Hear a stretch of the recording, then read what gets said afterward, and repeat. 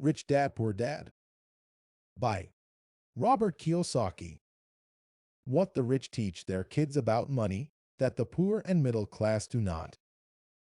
Combining autobiography and personal advice, Rich Dad, Poor Dad outlines how you can become financially independent and wealthy. The author argues that what he teaches in this New York Times bestseller are things we're never taught in society, and that what the upper class passes on to its children is the necessary knowledge for getting and staying rich. As evidence to support his claims, he cites his highly successful career as an investor and his retirement at the early age of 47. Introduction. What's in it for me? Get yourself a real financial education.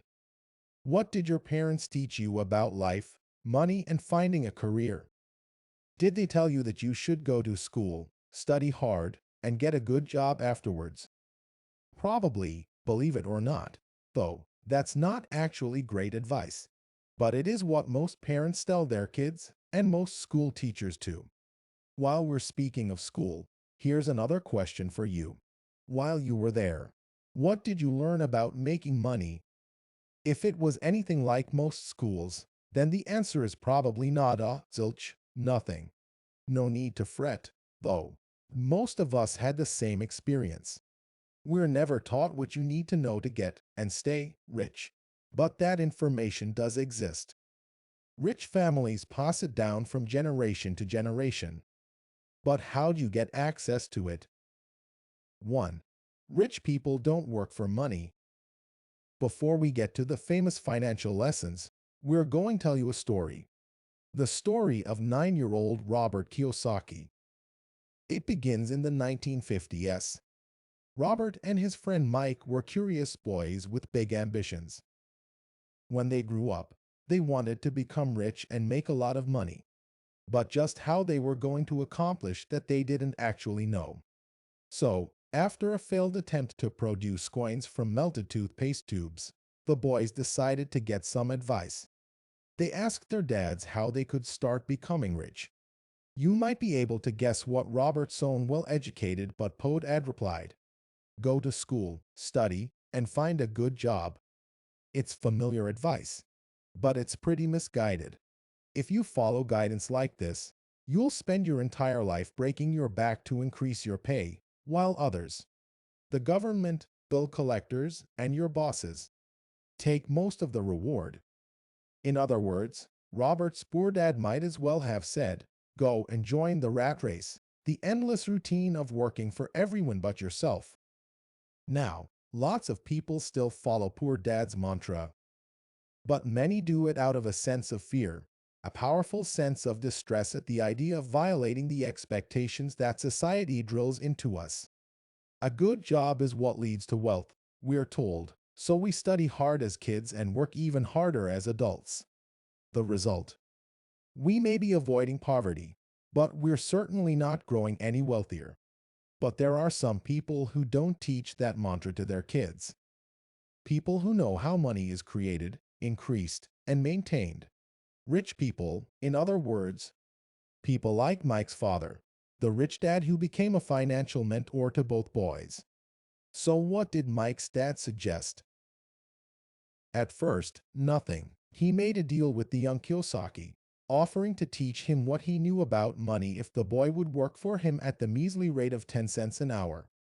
Robert agreed. But after a few weeks of being underpaid, the boy returned to his rich dad, seething with anger and ready to quit. You've exploited me long enough, he said, and you haven't even kept your promise. You taught me nothing about money in all those weeks. But there it was. His first lesson, delivered by his new mentor with a slight smile. Robert Kiyosaki had just learned that life often pushes you around. And he'd learned that working for money does not make you rich. Which is why rich people don't work for money. So you might ask yourself, if the rich don't work for money, then how do they get wealthy? Through theft, maybe, or by winning the lotto. 2. Educate yourself about finances, identify real assets, and invest in them. The rich become rich by making their money work for them. Instead of spending all their income on fripperies and luxuries, they invest a portion of it in assets of various types. And then, rather than working for money, they let their assets make money for them. But let's not get ahead of ourselves. When we left off, Robert was still just a kid, and the word asset didn't belong in his vocabulary. But Mike's dad, the rich dad, was about to change all that. One day he sat the boys down and explained to them that the rich buy assets, whereas the less well-off buy liabilities, often in the mistaken belief that it is, in fact, assets they are acquiring. In truth, he explained, an asset is anything that adds money to your wallet. A liability, on the other hand, is something that takes money away. This differentiation is very important, and not many people get it right. So let's look at an example. A house is often considered an asset, right? But actually, it's one of the biggest liabilities you can have. Buying a house often means working your entire life to pay off a 30-year mortgage and property taxes, meaning it takes money out of your wallet. A house bought with a mortgage works against you in two ways. First, you're guaranteed to have a massive expense taken away from your income every month for the next 360 months, and this is a telltale sign of a liability. Second, those 360 payments could have been invested in way more lucrative assets that put money in your wallet. Rich Dad phrased the lesson as simply as he could for the two boys. If you want to be rich, all you have to do is identify true assets and buy them. Spend your life buying liabilities, though, and you'll never make it. Rich Dad explained that a poor person's salary goes straight to covering immediate expenses, like rent, tax, and food. A middle-class person's salary needs to cover similar expenses too, as well as liabilities like a mortgage, school loans, credit cards, and other forms of debt. But rich people, instead of needing a salary, their assets bring in enough money to provide for them and often leave them with enough to invest again, like stocks, bonds, or real estate you rent to tenants. The result of that reinvestment is that their income goes up once more, meaning that the rich keep getting richer. This is so important. I am going to say it one more time. If you can keep your liabilities and expenses low, you'll be able to invest what's left over in assets and have your money work for you. Do that, and before long you'll find yourself amassing a small fortune. 3. Mind your own business. Make money for yourself, not your employer.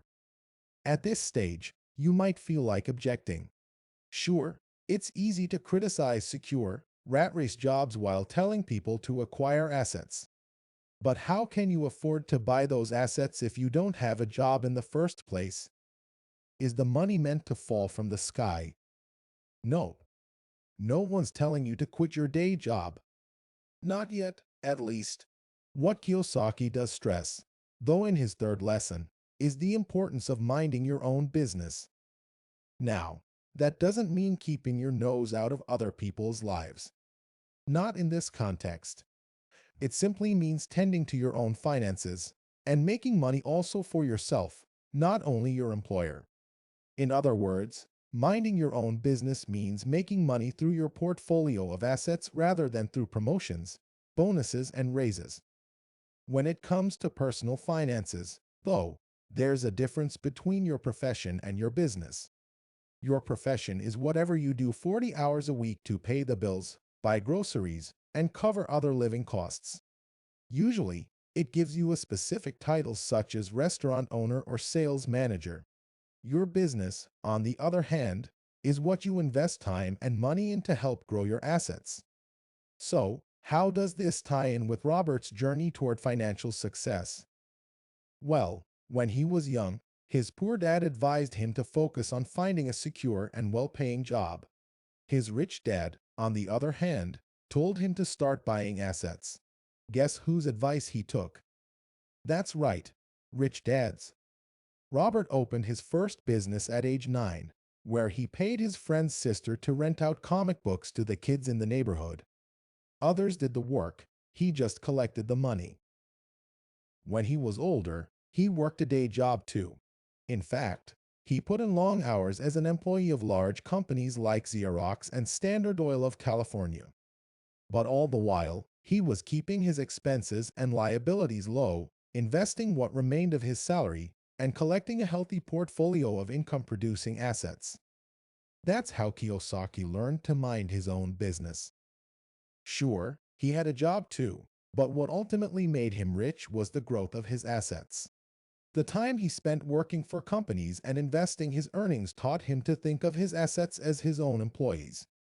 Every single dollar he put into assets was working for him, making him money even while he slept. Sounds pretty sweet, right? Well, if you want to get rich, adopt the same attitude. Odds are that your salary won't make you really wealthy, even with promotions and bonuses thrown in. What your salary can do is help you buy the assets that will enrich you. The lesson: learn to distinguish between your profession and your business, because only one will make you rich. You know which one. 4. By understanding the tax code and the legal system, the rich stay one step ahead of the systems designed to rein them in. When Robert was back in school, one of his favorite stories was the tale of Robin Hood and his band of merry men, the pack of traveling vagabonds who stole from the rich to give to the poor. It was a thrilling story, he thought, but his rich dad disagreed. To him, Robin Hood seemed like a crook. You see, Rich Dad blamed the Robin Hood fantasy for inspiring the tax system he despised. Just as Robin Hood took money from the rich and gave it to the poor, so too did the government try to take from the rich to give to the needy. But, as Rich Dad explained, they didn't actually succeed. The way Rich Dad saw it, it was the middle class that ended up shouldering the burden of taxation, not the rich. The rich were far too clever and well-equipped for that, and deflected tax with sophisticated tools. One of the tools that the rich use to shelter themselves from tax is the corporation. A corporation is allowed to spend pre-tax dollars, after all, and is only taxed on what remains after expenses. Individuals, on the other hand, are taxed first, and only then are they allowed to spend the remainder. It's an important distinction. Imagine if you were only taxed on the part of your salary you didn't spend. By shielding their assets using corporations, the rich can avoid paying tax like the middle classes and the poor do. But that's not the only benefit a corporation offers the rich. When you form a corporation, it limits the amount of money that you can lose if your enterprise goes under. Think of it this way. If you, as an individual, default on a loan, you need to sell your possessions, declare bankruptcy, and do whatever else the law of the land requires. But if a corporation fails and can't repay its creditors, well, the owners lose their investment. But that's it. No one comes and takes their personal belongings. No one reclaims their houses. Corporations allow the rich to reap huge financial rewards without facing comparable risks. So what's the lesson here? It's this. By understanding the tax code and the legal system, the rich stay one step ahead of the systems designed to rein them in. 5. Most of us aren't given a financial education. Okay, let's go back to Robert Kiyosaki's story. When Robert and Mike were still young, Rich Dad took them under his wing and gave them total access to his private business dealings. They sat in on his meetings with bankers, attorneys, and accountants, and discovered what being a successful business owner involves.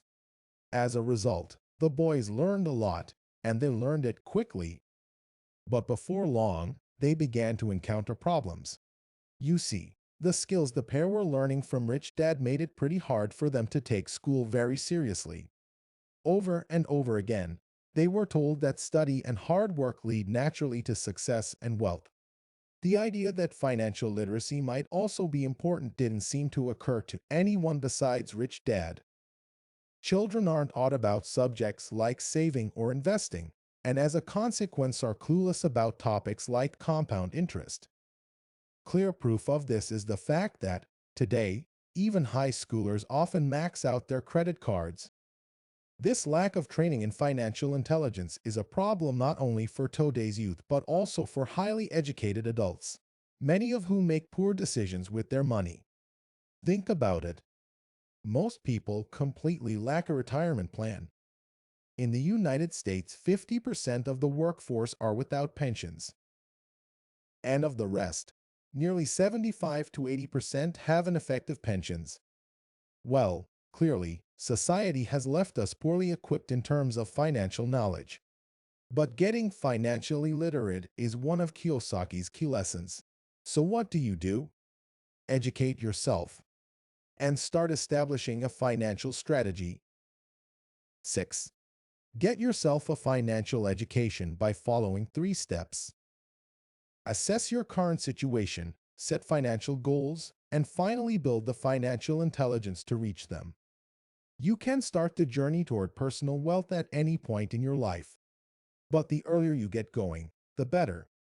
Obviously, if you begin at 20, you're far more likely to become rich than if you begin at 30. But regardless of your age, the best way to get started is by following these 3 steps. First, appraise your finances. Second, set yourself some goals. And third, acquire the education necessary to reach them. Let's go through those in some more detail. In the first step, take an honest look at your current financial state. With your current job, what kind of income can you realistically expect now and in the future? And what kind of expenses can you sustainably handle? You may find that the new Mercedes you've been drooling over simply isn't affordable right now. Remember, be honest, and don't consider money you don't have. After this, you can set realistic financial goals. You could say that you want that Mercedes to be within your reach in 5 years' time. Kiyosaki's wife Kim waited for years and eventually bought her Mercedes from earnings from their apartment buildings. All right, the next step is to then start building your financial intelligence. Consider this an investment into the greatest asset available to you: your mind. Learn how to deal with money. For example, if you're afraid of rejection, try a short spell working for a network marketing company. While you might not get an amazing salary, you'll gain a lot of sales skills and self-confidence, which will be very useful in the future. You can also improve your finance education in your spare time. Enroll in finance classes and seminars, read books on the topic, and try to network with experts. Did you get that? Let's repeat these steps one more time. Assess your current situation, set financial goals, and finally build financial intelligence to reach them. If you base your financial foundation on these building blocks, there's a good chance you will become wealthy one day. And park that Mercedes in your garage. 7. Financial intelligence and courage allows the rich to invent money in any situation. Let's look at your attitude in financial matters. Because if you do want to change your current financial state, you'll need to start handling your finances differently. The biggest change you most likely need to make is learning to take risks. In the real world, it's often not the intelligent who get ahead. It's the daring. Call it what you want. Courage, guts, audacity. Being brave enough to take risks is something the rich all have in common. Why? Well, if you don't conquer fear, you'll allow great opportunities in life to pass you by. That's why the studious and the intelligent often struggle financially. Their fear of society's disapproval prevents them from leaving the rat race and growing wealthy. And their fear of losing money is so powerful it prevents them from investing in stocks or other assets. They fail to appreciate that success always takes guts. That's why financial intelligence can be boiled down to 2 key ingredients. Knowledge, of course, but also courage. It's these 2 factors that set the rich apart from everyone else. Financial intelligence allows the rich to invent money in any situation. They are able to spot opportunities. They know how to respond to them. And they have the daring to follow through. From the outside, it looks like they are just lucky. But in fact, they are creating their own luck. Sitting in on Rich Dad's business meetings, Robert and Mike learned a lesson school couldn't teach them. In the real world, success takes guts, not just hard work. When you combine courage with financial knowledge, you can spot opportunities quickly and make the most of everyone. In other words, you can almost invent money. 8. Instead of playing it safe, try investing your money in stocks, bonds, or tax-lying certificates. All right, let's dig a bit deeper into the notion of risk. What does it actually mean? First of all, taking risks means not always being balanced and safe with your money, which is what you're doing when you put it in basic checking and savings accounts at the bank. Instead of playing it safe, try investing your money in stocks or bonds. While these are considered more risky than typical bank accounts, they have the chance of generating much more wealth. Sometimes, as is the case with stocks, this can happen in a very short period of time. Or, if you don't want to commit yourself to the stock market, there are a number of other investments that will help grow your wealth in the long run. Take real estate or so-called tax-lying certificates. With tax-lying certificates, interest rates range between 8% and 30%, much higher than 0.21%, which was the average savings account interest rate for America in 2013. Of course, the higher the potential for return, the higher the risk. With stocks, for example, there's always the slight chance you could lose your entire investment. But if you don't take the risk in the first place, you're guaranteed not to make any big returns. So you see that taking those bigger chances and handling the bigger risks they present is necessary in order to start making a bigger income. It is what Rich Dad would want us to do. 9. Don't just work to earn. Working to learn is much more important. So far, we've learned that your money should work for you. We've learned about financial intelligence, and we've learned the value of being bold. But there is one more important lesson to learn from Rich Dad. When Robert graduated from college, he landed a steady and well-paying job almost immediately. For most people, it would have been a dream come true. And that's exactly how his educated but poor dad saw it. I mean, we already know it. Poor dad saw a secure career and persistent work as the only surefire way to grow wealthy. Not Rich Dad, though. And not Robert either. After about 6 months, he quit his job and joined the Marine Corps to learn how to fly. His poor dad was bewildered, but his rich dad congratulated him. Why? Not because he encouraged recklessness, but because he understood exactly what Robert was doing. He wasn't trying to make a steady salary. He was trying to learn. He was searching for work with something useful to teach him. His rich dad had drilled it into him. Knowing a little about a lot was important for anyone who wanted to make money. That's why Robert was working to learn, not just to earn. After all, making money was what his assets would be for. His poor dad couldn't understand. To his mind, Robert's behavior was the precise opposite of what made people money. You see, he was an academic man, intelligent and well-educated, with a PhD. His path in life had taught him that it was specialization, not a broad base of skills and knowledge, that led to riches. In the academic world, the higher up you go and the more you learn, the narrower your topic of study. In much the same way, doctors are often eager to specialize in a single chosen field, like orthopedics or pediatrics, as soon as they graduate. For some people, specializing like that might make sense. It didn't help poor dad, though, whose PhD never did much to boost his earnings.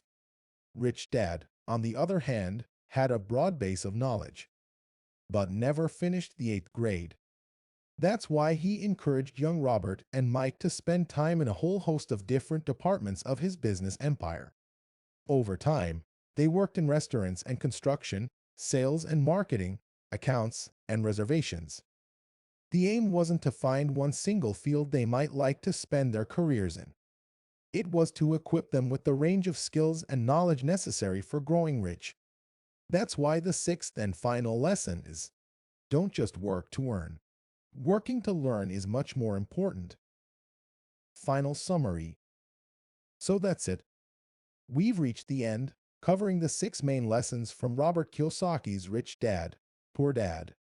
Remember, it was this very advice that laid the groundwork for Kiyosaki's current fortune. A net worth of an estimated $100 million. Has that got your attention again? Good. Then it's time for a quick recap. Lesson number 1 was that the rich don't have to work for money. If you just stay in the rat race for your entire life, it will enrich someone, but it won't be you. It's your boss whose wallet you'll really be fattening. So what's the alternative?